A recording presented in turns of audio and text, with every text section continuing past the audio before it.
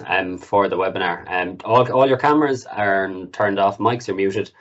If you have any questions throughout, there's a chat function available at the top of the Teams. You can just click on that and put in your question that you have. I'll do my best throughout to answer the questions as they come up, and I'll take a couple of pauses throughout the webinar just to discuss anything that we need to discuss. We've a lot to get through today, so some bits I'll skim through. The most important parts, I'll take my time as much as possible. If there's anything you don't specifically understand, again, enter it into the chat. I can further explain it, or what I can do even afterwards, I can contact you with through email and further explain something that may need to be explained. The webinar itself will be recorded, and what we do with that is we will put it up on our own website so you can review it at your own leisure again, and I'll send you all the slides and that as well throughout, just so that you're fully aware of what we discussed today.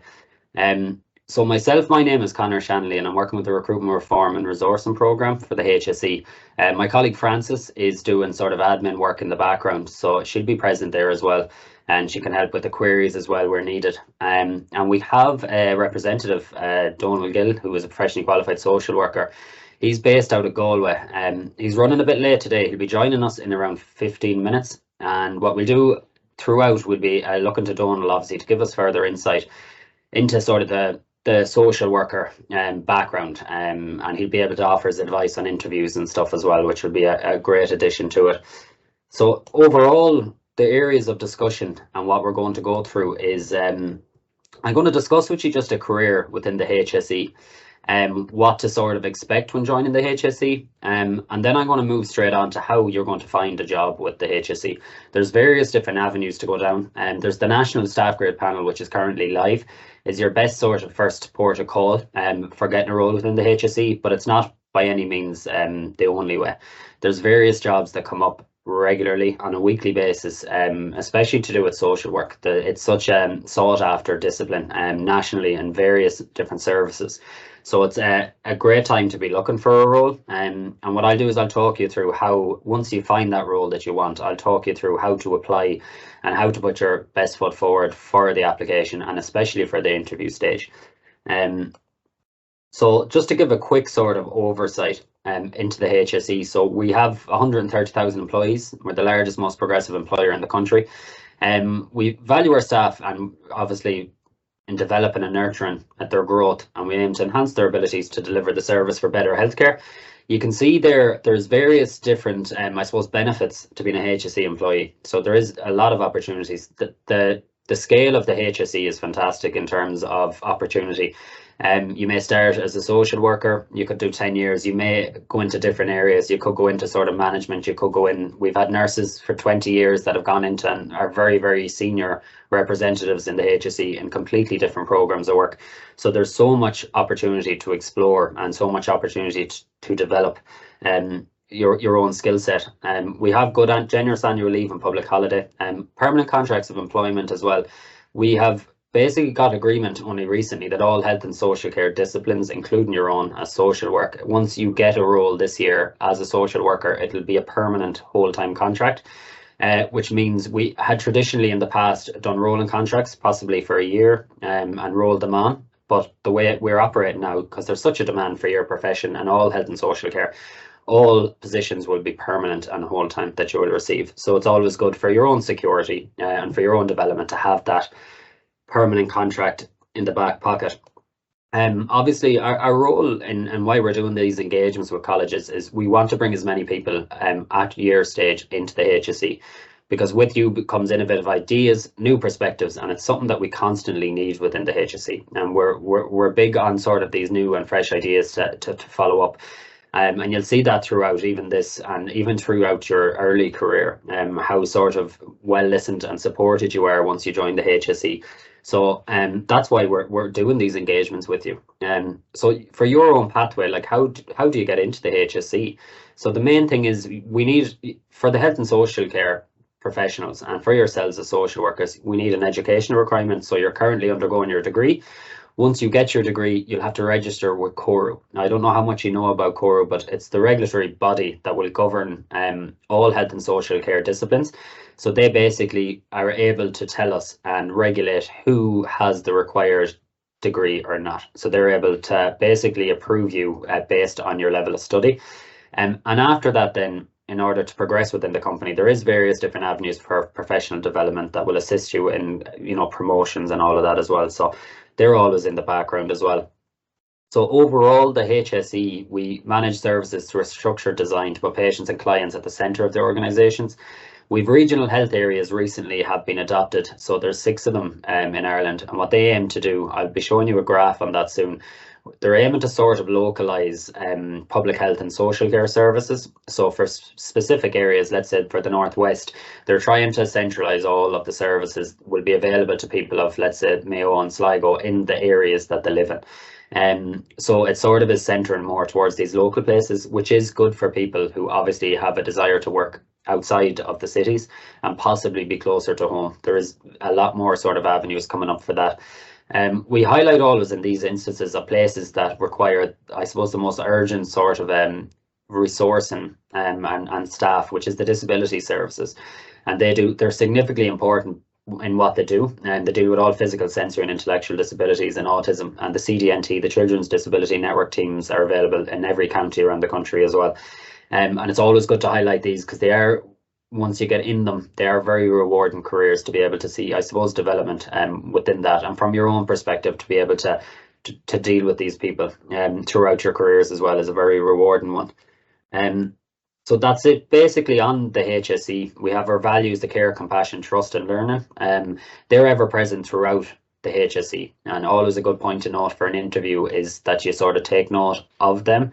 You're not going to be asked a specific question about core values, but it's always good just to throw it in there somewhere just to show that you have in fact done a small bit of research on it. So always good to have that in the back pocket as well. So we conduct also these opinion count surveys, and their staff surveys run every 2 years. And this basically gives us an insight into what area needs to be improved, what's working, what's not working. And it allows the staff to highlight areas that they find some way concerning or not up to standard. And as I said, they run every 2 years. We deal with about 20,000 employees each survey. And we can see just from the graph, to give yourselves a bit of an insight. So the yellow 2023 and the green 2021, you can see there's improvements right across the board. And where this comes in for you is that these are all, let's say, staff feeling supported in their roles. Their line managers, their supervisors are listening to them, giving them feedback, listening to ideas, suggestions. They feel more motivated, they find the culture better. So all these areas have improved, and by no means is the end of the chapter, because we're constantly aiming to obviously maintain standards, but we're aiming to exceed them at all stages. So there's so many initiatives involved. I have about 8 or 9 slides that I won't go through. I'll send them on so you can review and see exactly where the satisfaction within employees are and what has improved. And there's a good few there that you can note. I'll just go on to the learning and development side. So obviously within the HSE, there's various different tools for professional development. We have an online portal called HSE Land that will contain all of the mandatory courses and all the information that you will need once you join the HSE. You'll be given a list of courses that you have to partake in, and they're all available on HSE Land, and other ones as well to further your professional development as well will be included on there. And there's various different things within there that will help you, I suppose, as a professional, will help you develop a lot. The last thing that I want to make reference to, and this is very important for yourselves for looking for jobs within the HSE. So the HSE, every job that becomes available for the HSE has to be advertised, and it has to go through a 2-week advertising process for an open competition. And basically we have a new sort of platform created called Career Hub, and we have a QR code there, and feel free to scan that. What the Career Hub does is it allows you to enter, let's say, your chosen discipline, so being social work or medical social worker or whatever it may be, and it allows you to choose a location. So you could choose Limerick, Galway, whichever location you want. Whenever a job comes up for a social worker in that location, you will receive an email. And what this does, it eliminates you having to look constantly on a daily basis on 4 or 5 different websites looking for this. It just consolidates all of that sort of effort, and it's emailed to you with a link. and it's great for not missing on anything. If you registered on that today and entered your requirements, you will get an email about the staff grade campaign by tomorrow, informing you of the campaign that's live. So it's a great form.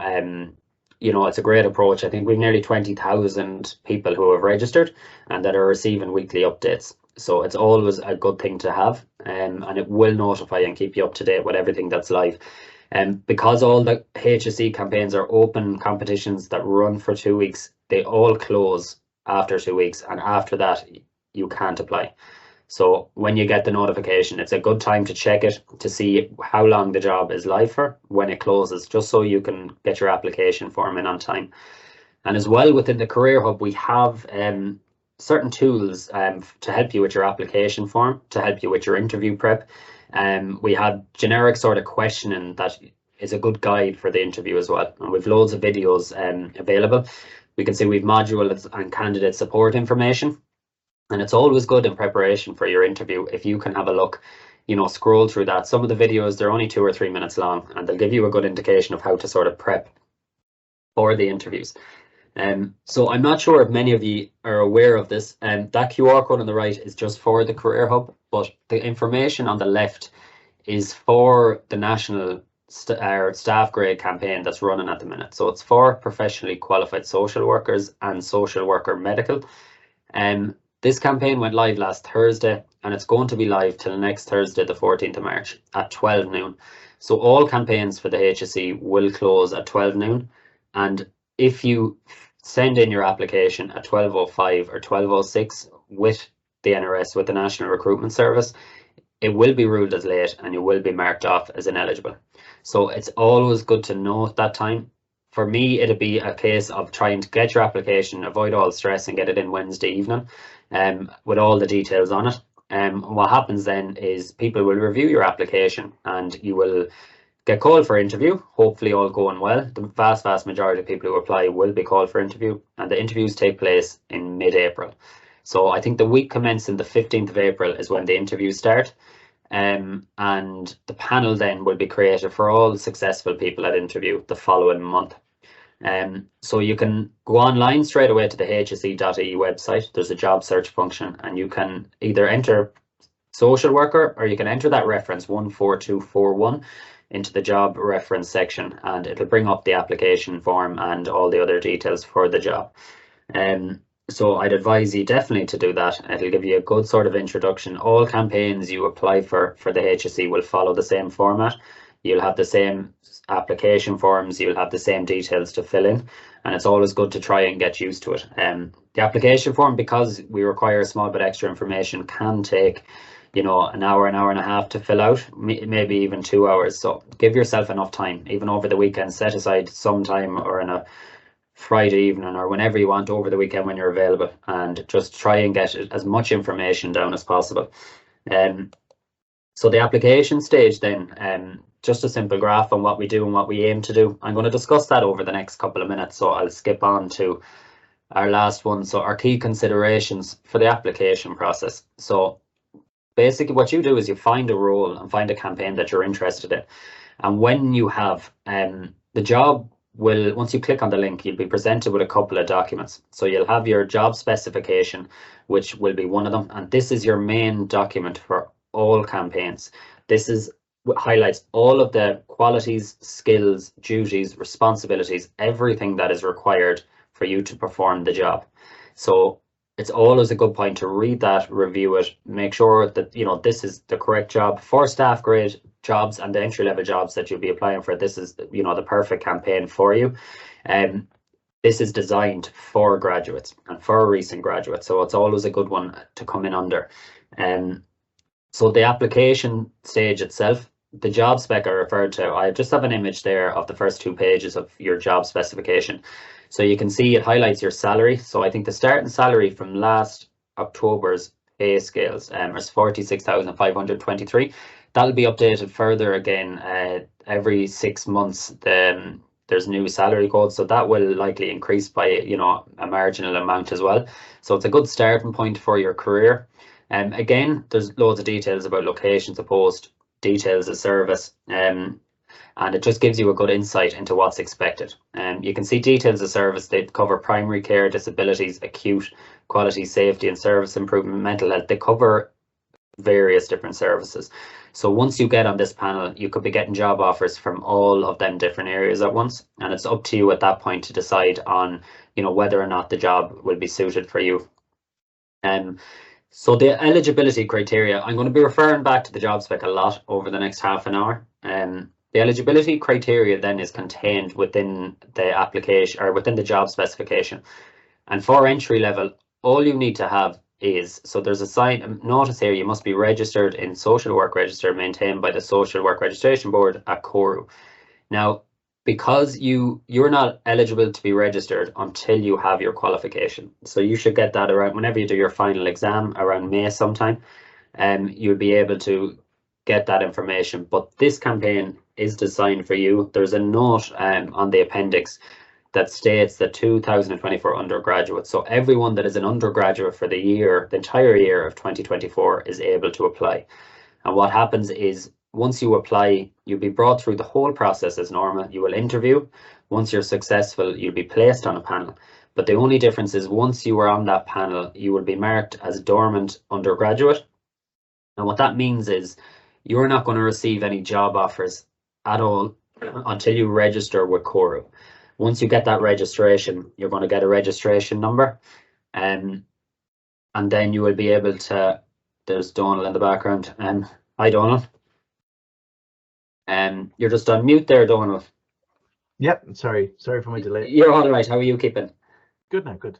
I suppose I'll just pause this for a minute, Donald. I suppose I just want to give, the people attending just an insight, into your career to date and what you're doing. So if you want to discuss that for a few minutes with us, and I'll go back to the campaign then. Yeah, perfect. Thanks. That'd be great. Thank you very much. Good afternoon, everyone. My name is Donald Gill. I'm currently Principal Social Worker in Galway University Hospital. I've been in this role now for about 6 or 7 years. Prior to that, I commenced my career essentially as a social care worker working in residential childcare in secure placements back in 2000, I think it was. And with an interest in that area of work following my undergraduate degree, decided to pursue social work as a career, and did the HDIP in social policy in UCD, followed by the 2-year masters. And as part of placement, did a stint in child protection and then in the National Rehabilitation Hospital. So after that, the residential childcare that I worked in had been with the Child Protection Services, and where I did a child protection placement. So I worked for them for about a year after that, and then got a post in University Hospital Galway as a main grade social worker. Stayed there for about 7 years, and then an opportunity came up to transfer into CAMS services, so I spent some time there, and then for personal reasons decided to move elsewhere in the country, and I worked for Campbell Communities of Ireland for some time, and voluntary service for disabled adults mainly, and then after that I got a post in the Beacon Hospital working in palliative care, and then ended up in the emergency department in Beaumont Hospital for a number of years as the A&E social worker there before getting the post here. So kind of a varied career in different angles. So we're quite a busy department where we are here at the moment in Galway. We have a staff of about 35 social workers and always looking for more. So I'm hoping that you'll all be interested to apply for this campaign, and that number one, I'll be allowed to recruit the posts that I have that are dormant at the moment because of embargoes. But yeah, a very busy, environment to work in an acute hospital setting. It's one area of social work practice that you will possibly experience all areas. We'll come across mental health services, persons with a disability, persons with physical and sensory disabilities, end of life services. We have a very strong and dynamic maternity and pediatric team here. We have neonatal care. We're coming across an awful lot of work in the last 2 years with the international protection applicants, obviously in relation to the international conflicts that we're experiencing. So it's a very varied role that you would look at if you're considering coming into the area of hospital-based social work. It's not without its own pressures. I mean, every day you will see issues in media and newspapers in relation to trolley numbers, surges in attendances, insufficient beds in terms of capacity within our acute service.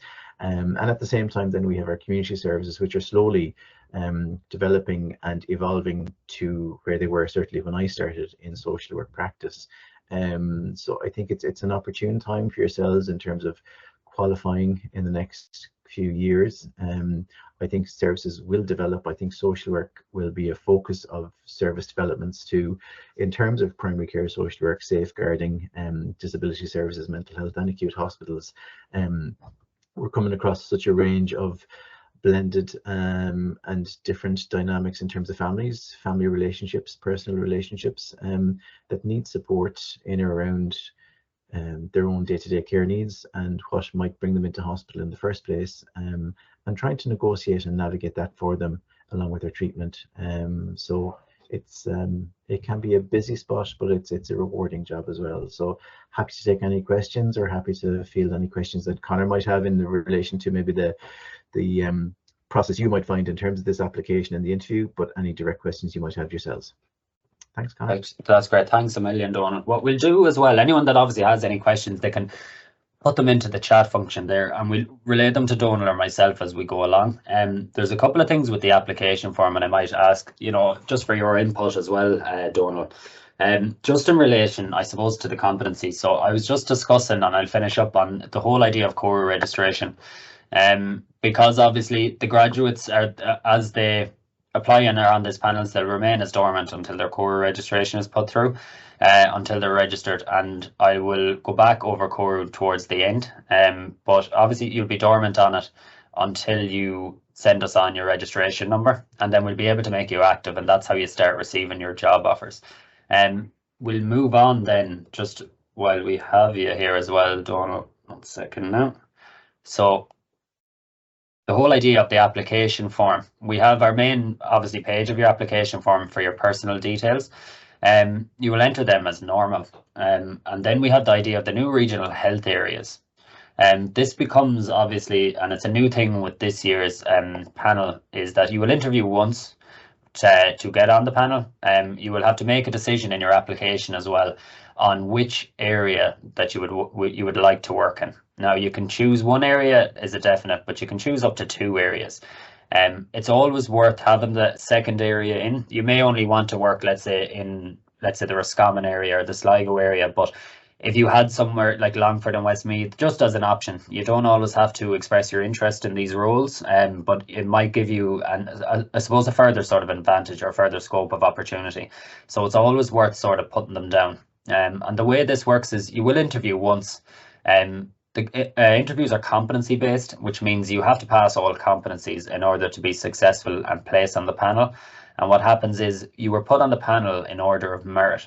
So for argument's sake, let's say if you got 400 points in your interview, you will be then assigned to the 2 areas or 1 area that you've chosen as your regional health area. So you may, in fact, if you chose area 1 for Dublin and North East, your 400 points might get you 3rd on that panel. Whereas on, let's say, Dublin and the Midlands, the 400 may get you 8th on the panel. So it all depends on the competition and everyone else that's involved in it. But just so that you do know that it is only 1 interview and you will be put on the 2 panels. And then that works. Once you're active on that panel and your core registration is through, you will get job offers or expressions of interest sent to you from all areas that you've selected. So the 1 or 2 areas that you've selected. So it is a new enough thing that we're doing. Last year it was just 1 panel, 1 size fits all, but we've reduced it now to make it obviously, more. An awful lot of people don't want to work for 70% of the areas available. They want to stick to Dublin, or they want to stay to, more local to it. But it always gives, the more you sort of expand the net, it gives you greater opportunity and greater choice as well, which is essential, I think, in these roles. Also, yeah, your eligibility criteria, point 4 there allows you to apply for this job as a social work undergraduate that is due to qualify this year. You'll be ticking that box on your application form. And then the next part falls into your competency-based questions.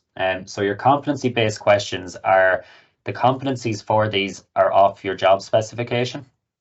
So on your job specification, we have the writing in bold are planning and managing our team skills, commitment to provide a quality service, evaluating and judging information and situations, and communication and interpersonal skills. There's also professional knowledge as well. And what the competencies on your application, it addresses 4 of these areas. And them 4 areas are the same areas that you're going to be interviewed on as well. So it's always a good point to note that, you know, a lot of this application form and what you're putting on this is in fact prep for your interview. So it's always good to note. And there is a specific section on the Appendix 1 of your application form which highlights a bit of a guideline on how to structure your answers. So there's different sort of a guide that you can follow when you're given an example, you know, to describe the nature of the task or the problem or the objective, what you did or what you were involved in, and the skills that you portrayed or the qualities that you had, and then the outcome of the result. And also a good sort of technique as well. I'm not sure if you're familiar with the STAR technique. A lot of people use it for their interview prep as well, and it's valid for your application as well. It's sort of a situation, task, action, and result. I have a slide on it when we're discussing the interview, and I'll go into a lot further detail on that. But for our argument's sake, I suppose our first thing that we see here is team skills. So it asks you for an example in team skills. Have you any sort of approach that you take, Donal, on a sort of a team skills example? And I suppose everyone here is, I suppose work placements are their only experience to date. So what would you consider including in it, or what do you think would be the best sort of examples to give? You're on mute there, Donal, sorry. Sorry, no. I think oftentimes, I suppose, as a panel, you're looking for that ability for someone to show that they can integrate and participate in a team structure, and that may be, I suppose, as part of an actual social work team, but particularly in the context of hospital-based work, it's part of a wider multidisciplinary team where there are differences of opinion and how you can navigate and negotiate that.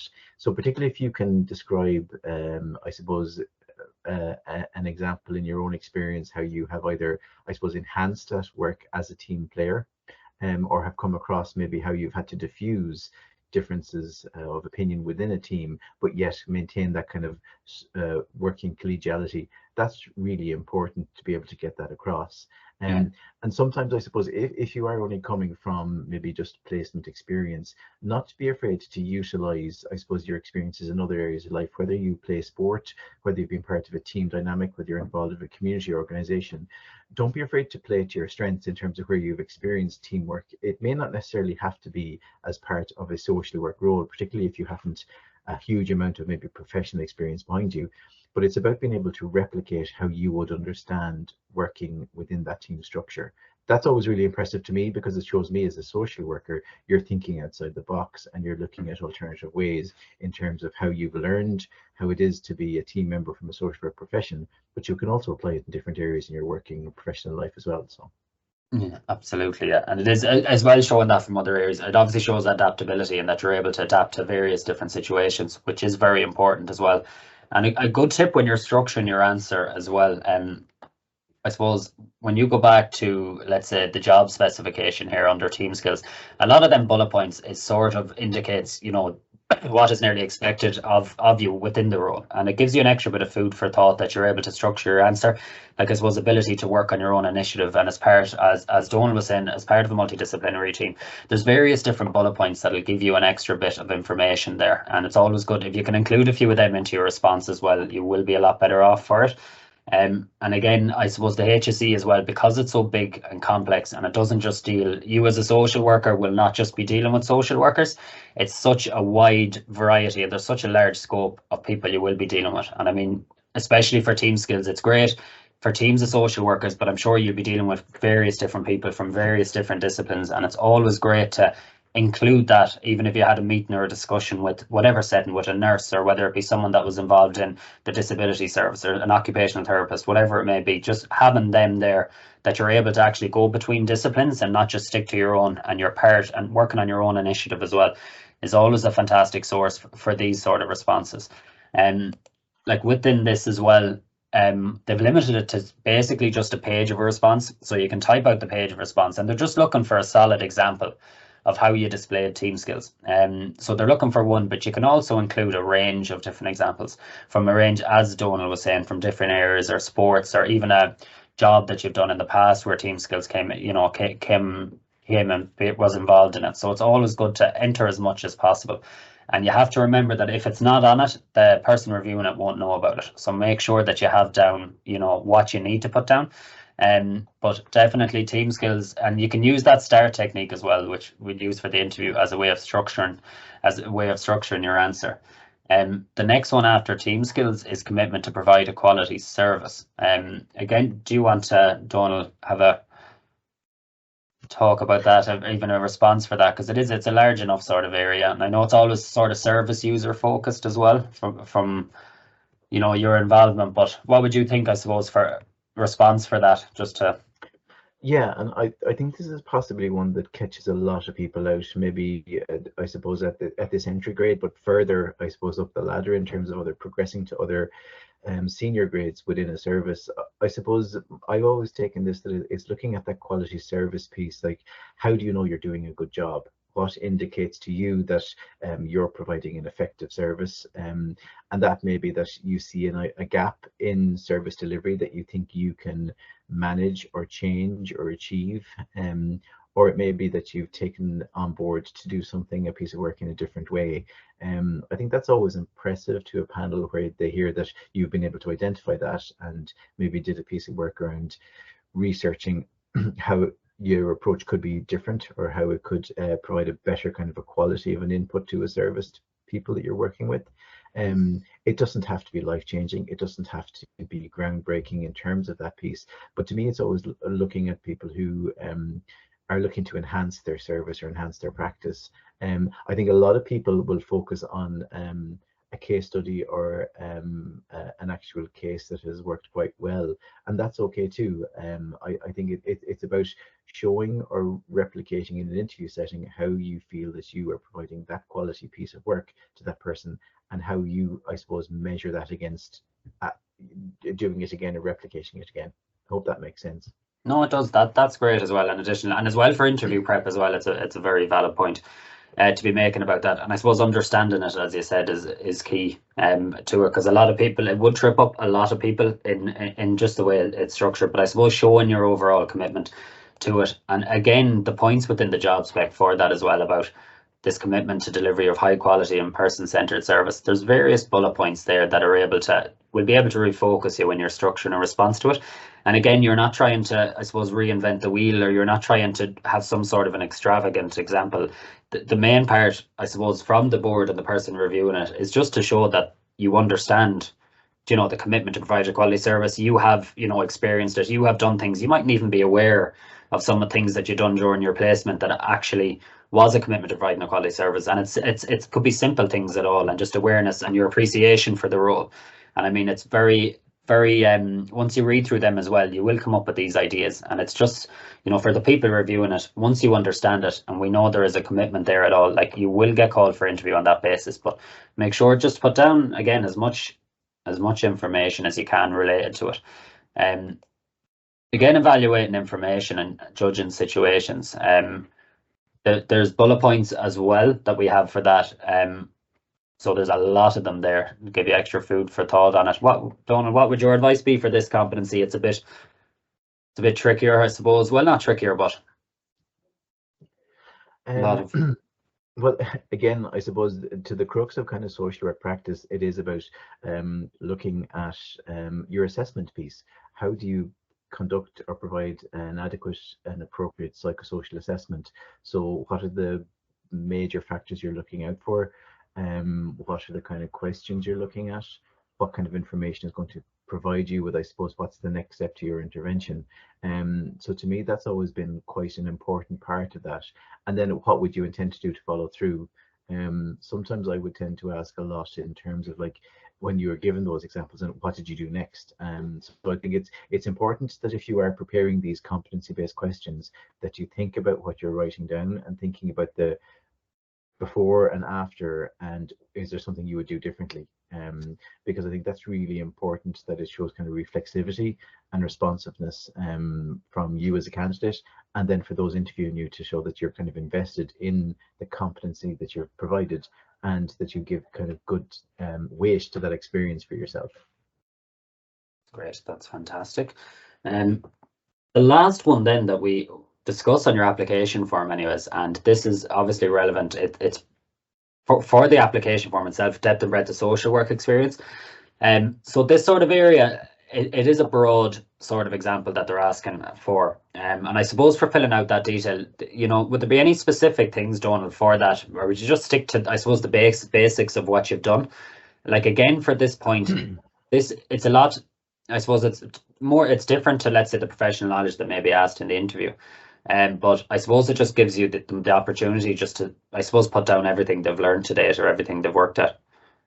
Yeah, I think so. I suppose if you have experience relevant to the role in terms of maybe voluntary work, work you might have done abroad, other training you have attended or you've been certified to do, it's always very useful to input that there, to give, I suppose, an additional kind of breadth of you as a person and what you're bringing to the role. Because I think up to this point the form is very prescriptive anyway, so I suppose this part allows you to give a little bit more flavor of you and your own character and what you might bring to a service or a department. I would ask too that people are so mindful and conscious of grammar and appropriate spelling and writing and appropriate paragraphing if you are putting these things in. I suppose me and my colleagues have been on that side where we have to read 20 or 30 of these in advance of an interview, and you will get absolutely berated if you're going in through 3 or 4 applications and it's very poor grammar, unstructured sentences. It doesn't leave you with a very good gut instinct before the interview starts. So just please be really conscious of that.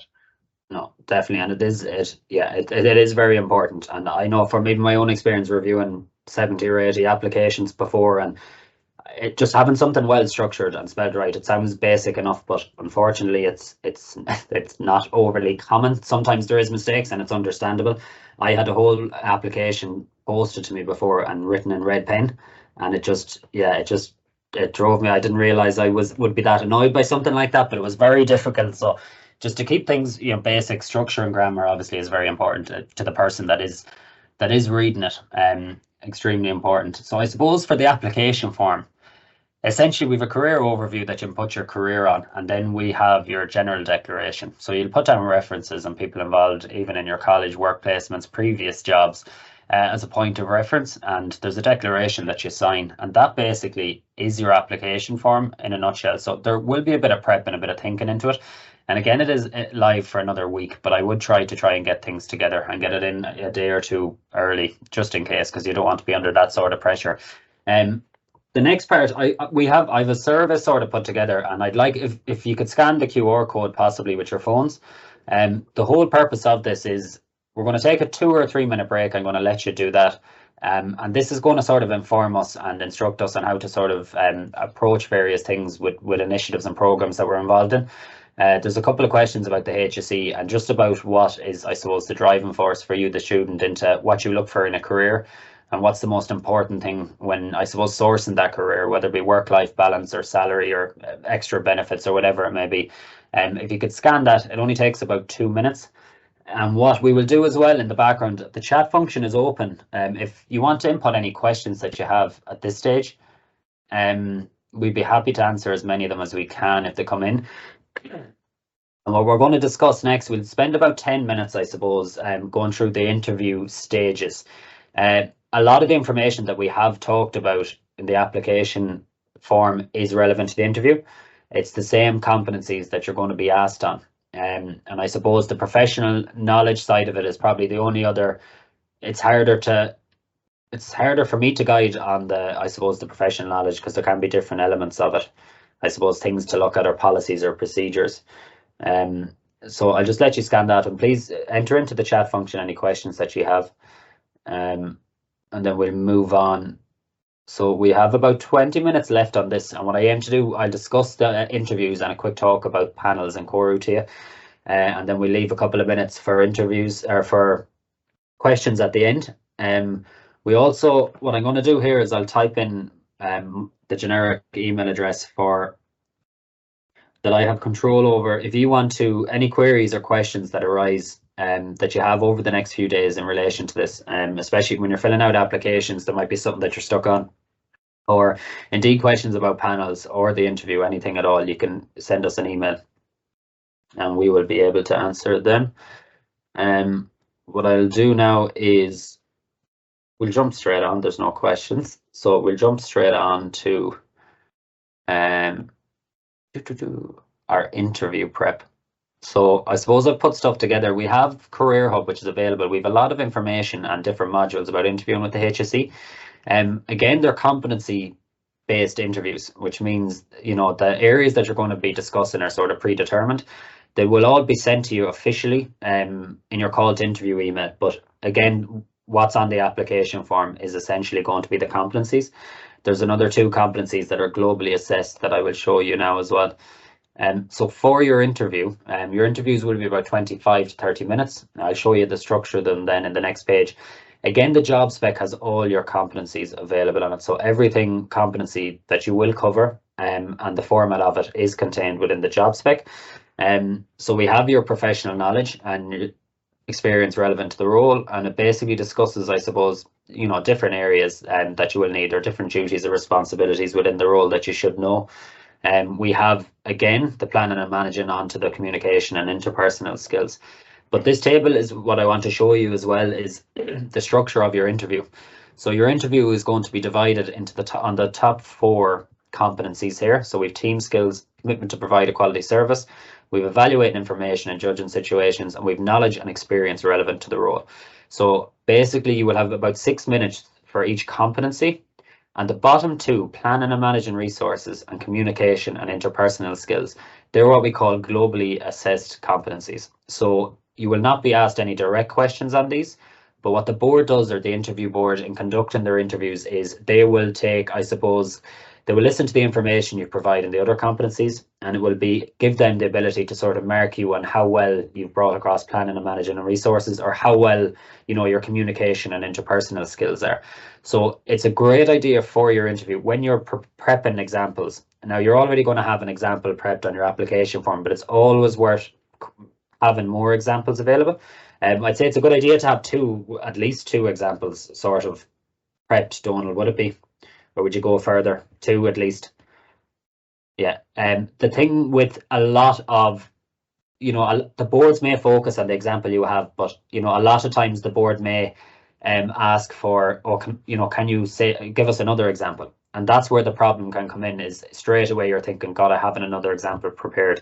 So you'll have your example in your application and prepare another one.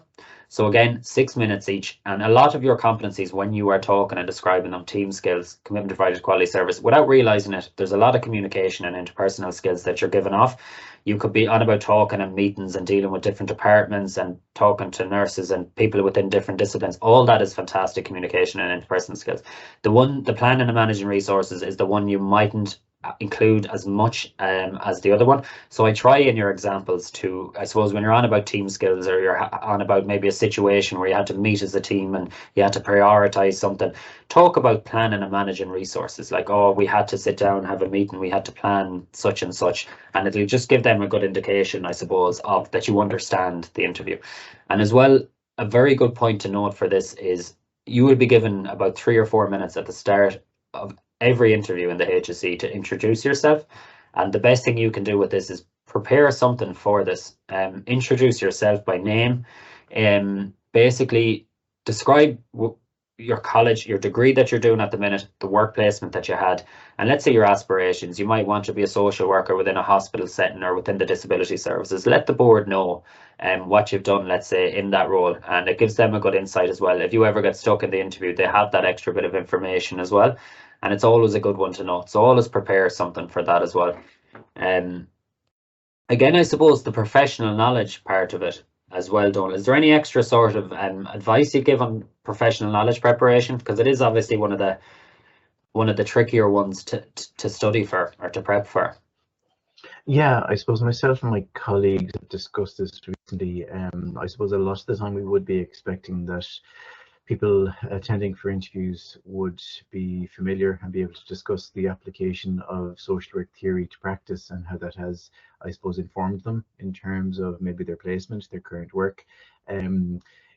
We've noticed that maybe a lot of people can identify maybe some of the names of the theories and that, but not be able to explain how they operate in practice. So just to be conscious of that, if you are talking about grief and bereavement, if you're talking about task-centered approach, strengths-based narrative therapy, that you're able to kind of evidence and answer in terms of how you utilize that, not just naming the theory itself, and to be able to kind of speak to your own strengths within that. That's fantastic. Thanks a million, Donald. So they're the basic areas, I suppose, for your interview. And again, interviews, they're all competency based like this. So when you go for promotion, there are different opportunities. The competencies may change slightly, but you have a good sort of an advanced knowledge that these are going to be the competencies. So it gives you extra time to prepare. So I'd say once your application form is done and that is sent off, I'd still bear in mind the competencies and think of other examples that you can use, because you will need to prepare an extra one along the way for the interview. And again, the interview, just for a bit of advice on the interviews, the board's aim is to try and make you pass the interview. It's to try and get you to a point where, you know, you get over the line and you pass the competencies. So in various instances, you may be, you know, the board may ask you, oh, can you be more specific about a point? Or they may be trying to actually redirect you to where you need to be and what you need to, you know, assist you in the answering side of it. So just be extra mindful. And I know in an interview, if someone asks you to be more specific about something, you can overthink it and think, oh, I completely messed it up, or I went this way and I should have went this way. The aim of it is to try and get the best out of you on the day. So the board is trying to get you off over the line. So it's always, you know, just have that in the back of your mind that they are there to assist you and bring you forward, because, you know, we need as many people of you on the panel as possible. And so that is the overall aim of it. So I just click forward now because we are running to a stage where we're out of time. I have a slide about at the start, the interview technique, the situation, task, action, result. I'll send them all on to you, and it does be good for the interview prep as well. It helps you sort of structure your answer and focus, and there's bullet points there on the various different stages and what to put in there. And again, it's always important to have the result in your example as well. Like, everyone wants, you know, it's grand to put down an example, but we need to know the result, what you actually learned from it and what others have learned from it. And the result doesn't always have to be something overly positive. I mean, you know, an example where something very complex happened and it didn't turn out the way that you had intended to fully, but that you learned a lot from it. And, you know, there's a new plan put in place to make sure it didn't happen again. Like them sort of examples too are well warranted. They have a lot of value to them as well. So just be mindful of that also. Career Hub has a few sample questions on them as well relating to competencies. The professional knowledge are just generic, and they're sort of, you know, very, very general ones, but there is good ones for the likes of team player and commitment to provide a quality service. Again, they're very, very general. I'm not saying these are going to be questions because they're general to all disciplines and all levels, but it just gives you a bit of food for thought about, you know, the first one, a very general one, and a teamwork and a specific objective, but it might just realign your sort of thought and focus on them if you're ever stuck. So make sure to avail of that. I'm just going to discuss quickly panels and give it a couple of minutes, because I suppose it's an important area once you get on the panel. We are going to be running webinars for people that are on panels as well, so we're going to have a lot of extra time to discuss them. But for your purpose, once you apply and you are successful on the panel, you will be dormant until you register with Coro. So just that's the main fact of it. When your order of merit, obviously you're based in order of merit when you pass your interview, and the way that works is the posts are expressed to the people on the panel, and whoever expresses their interest back, whoever is the highest in order of merit. So for argument's sake, if 20 people are on a panel and I express a job at 20 people, and let's say the person who is 5th is the highest person who expresses an interest, they will be offered the job. They will move to pre-employment clearances. So always be mindful, you don't have to wait. If you're 20th or 30th on a panel, never just assume you're too far down. If a job interests you, express your interest to it, because for various reasons, people could be in that regional health area. They'd only put it down just to see what was going on in another area. People may not want to actually work in the county or work in the area or that part of the service. So just be very mindful of that. Express interest in everything you're interested in. And as well, if you're not interested, there's no need to even reply and say you're not interested. You can just wait for the next one to come along. I think that is an important one too. Just express what you are interested in. And there's various terminology, recommendation to proceed, and order merit that I've discussed, an expression of interest, but they're not. I can send you on them slides. Reading them will get you through it. This is the piece as well, the CORU registration piece as well. So once you get all your documentation, you can go onto the CORU website and see exactly the documentation that you need.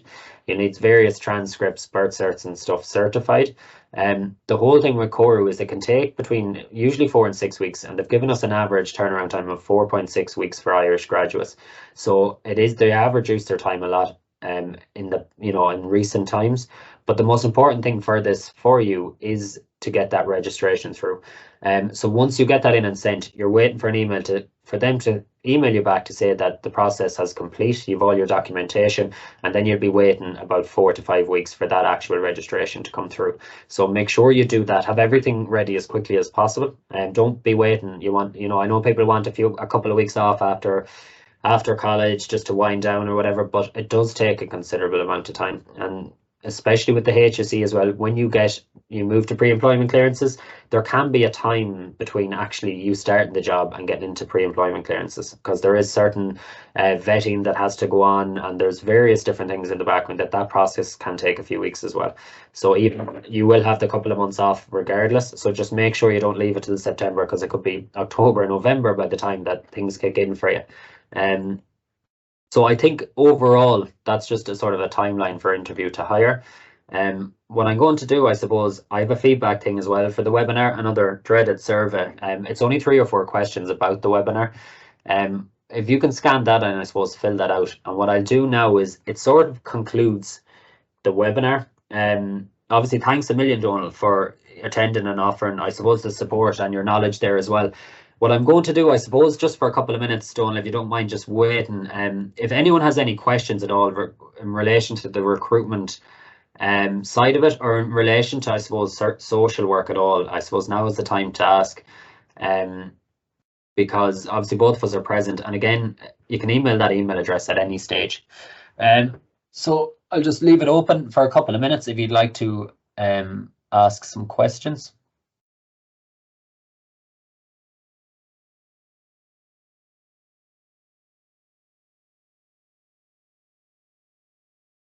So there's a question about how long are you going to stay on a panel before it's completely finished. So the whole idea of panels, they vary with services, but I suppose the national campaign, there does be a lot of people on the panels, and I've been advised once you're on a panel, you will get a job out of it on the national panel. Panels work, they have to be in existence, I think, for a minimum of a year, and then it's at the service's discretion if they want to keep it for longer. For the smaller panels where you might have 4 or 5 people on them, the service generally it will, use the people on the panel, and then the panel will be finished.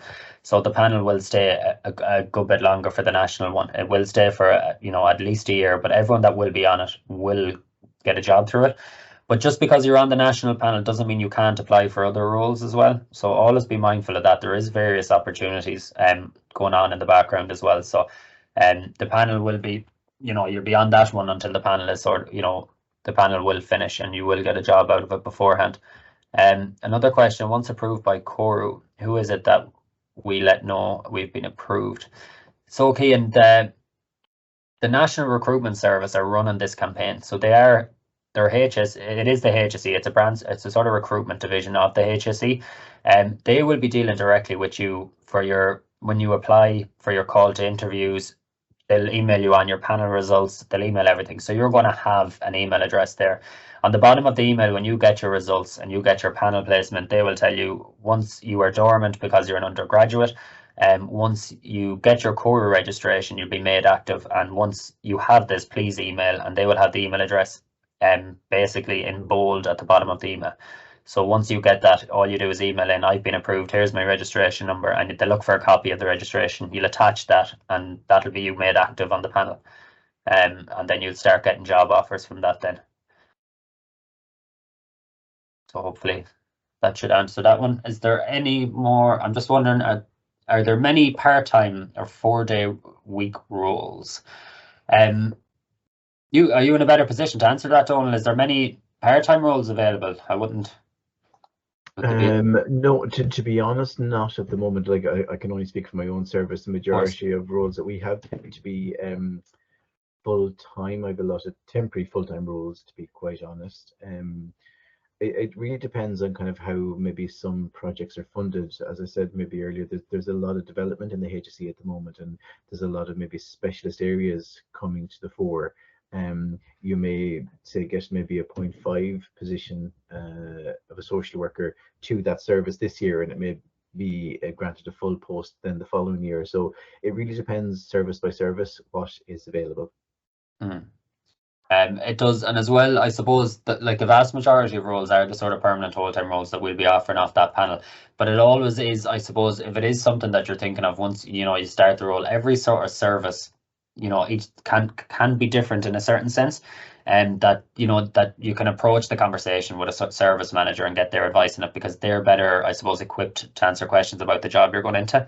Obviously Donald knows his service very, very well, but he might know of something that is going on in Dublin. He might know the intricacies of what's going on there either. So it's always good to talk to the person, let's say, that is in a management capacity in the role that you're going into, because they are, I suppose, the right representatives there. Is there any more questions, I suppose, before we finish up?